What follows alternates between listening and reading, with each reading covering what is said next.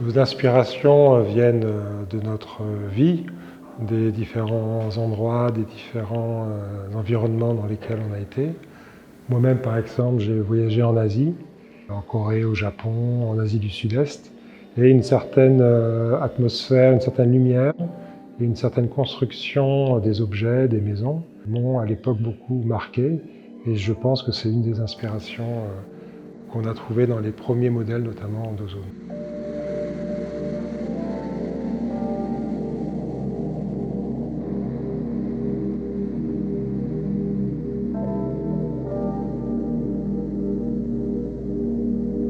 Pour ma part, l'inspiration première, en fait, quand j'étais enfant, ma mère m'amenait dans des musées de peinture. Et donc, j'ai été fortement inspiré par ce que j'ai pu voir à l'époque avec elle.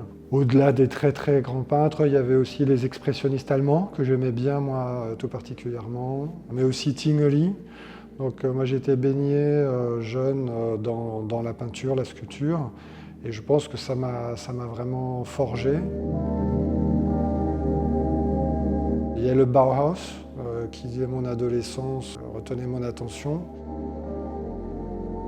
Les minimalismes américains aussi ont été un choc esthétique. Donc des artistes comme Karl André, Sol Lewitt, Donald Judd, par la manière d'aborder l'art et la construction même de leurs objets, nous ont beaucoup interpellés. Je me souviens, je suis allé à Düsseldorf dans une exposition de Barnett Newman. Je pensais que j'allais passer 5 minutes et repartir parce que j'avais tout ce canevas de Van Gogh, Picasso et puis l'expressionnisme, et je pensais que ça ne me toucherait absolument pas, et finalement j'ai été touché par cette exposition, et comme Étienne, je suis passé aussi dans ce côté minimal. Quand j'ai vu les premiers modèles d'Étienne, je me suis senti tout à fait à l'aise avec ce qui était proposé.